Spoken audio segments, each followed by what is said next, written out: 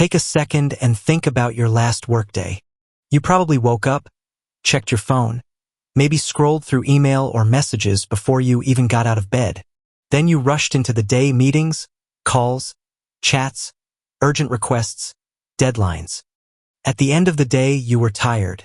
But if someone asked you, what did you actually get done today that really mattered?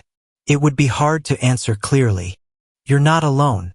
Time management and productivity are some of the most searched topics in the world right now.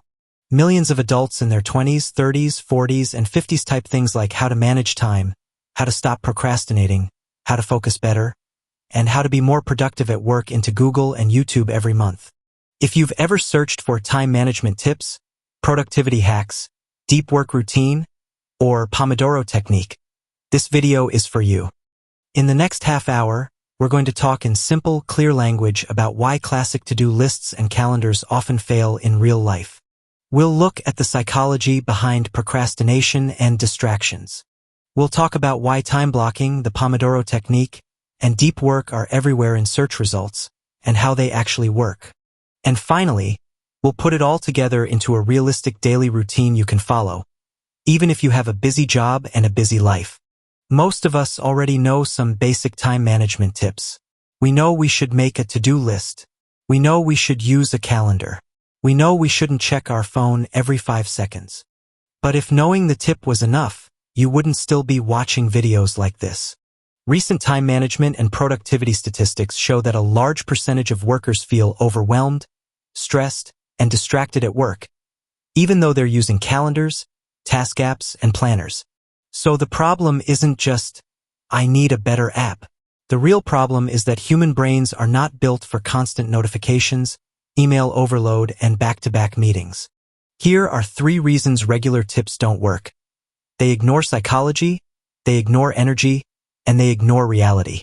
A tip like, just wake up earlier, doesn't help if you're exhausted, anxious, or burned out. A tip like, just focus doesn't help if your brain is addicted to quick hits of dopamine from your phone and your inbox. Real adults have days when the kids kept them up at night, or they're sick, or they're drained from emotional stress. Time management that only looks at the clock and never looks at energy is incomplete. Almost every office has unexpected problems, last-minute changes, and people who put meetings on your calendar without asking. Any system that assumes your day will be perfect is going to fail. So instead of just giving you another list of random tips, we're going to build from the inside out. First your brain and emotions, then your focus and energy, then tools like time blocking, Pomodoro, and deep work, and finally a realistic daily schedule. Let's talk about procrastination, because this word shows up in almost every search. How to stop procrastinating. Why do I procrastinate? How to be productive and stop procrastinating. Most people think procrastination is about being lazy.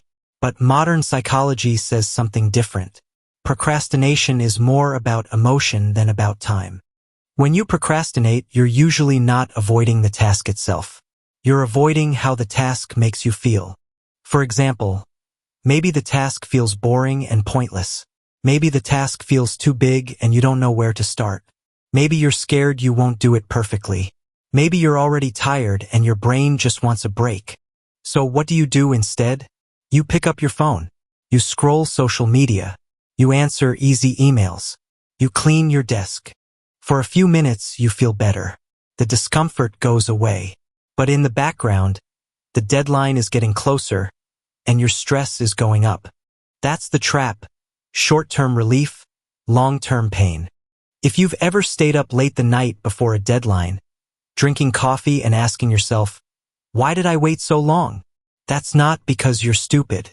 That's because your brain was trying to protect you from discomfort. So how do we use this in time management? We stop yelling at ourselves and start working with how the brain actually works. 3 simple things help here. Number 1, make the task emotionally smaller. Instead of write the full report, you say, outline the main points in 15 minutes.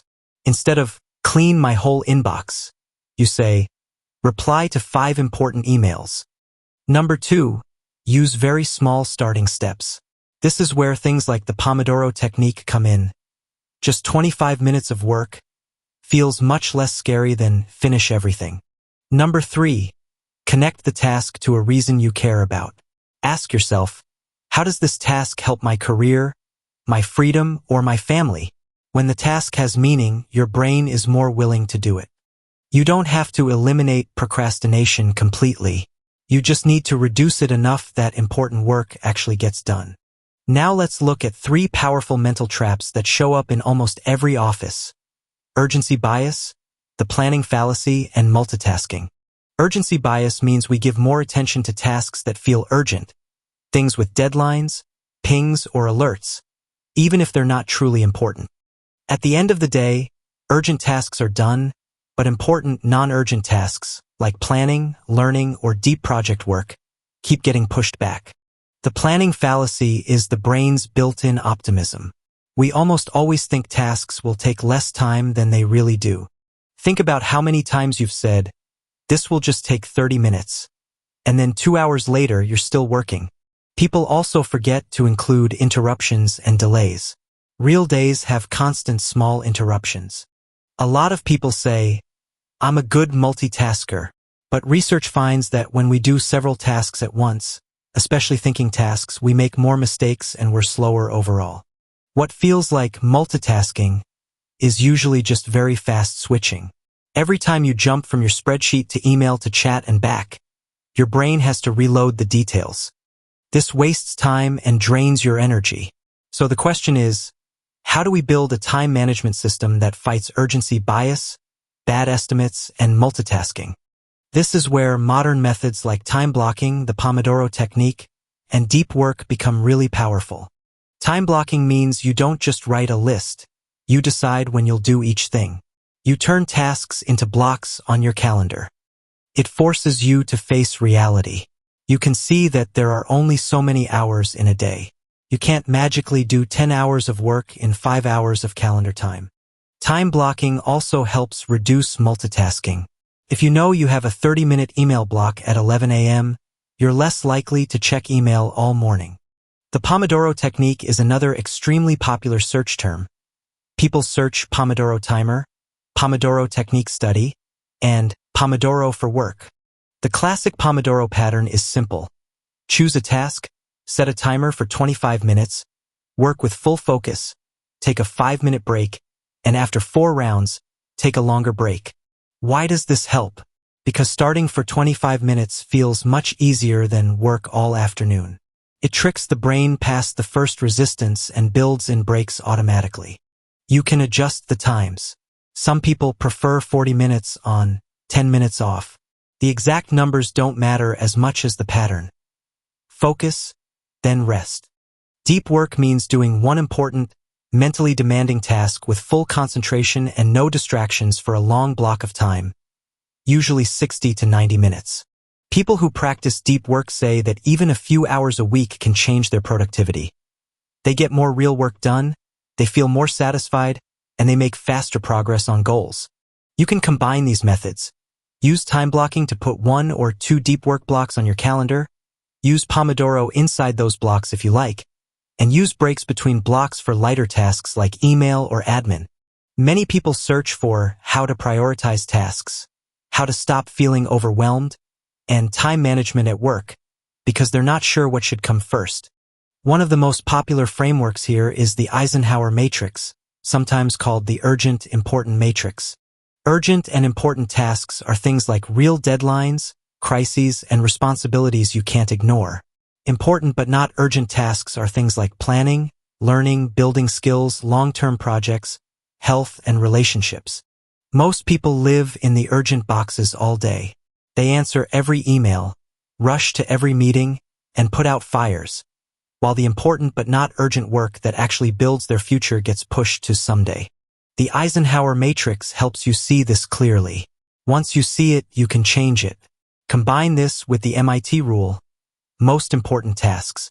Every morning, pick 1 to 3 MITs that live in the important boxes and time block them into your best energy periods. If this video gave you even one idea you want to try this week, tap like, so more people can find it. Subscribe to Daily Mind Vibes for more psychology-based videos on productivity, work, and mental health. and tell me in the comments. What's your number one struggle right now? Procrastination, distractions, or just too much on your plate? Your time is limited. Treat it like something valuable because it is.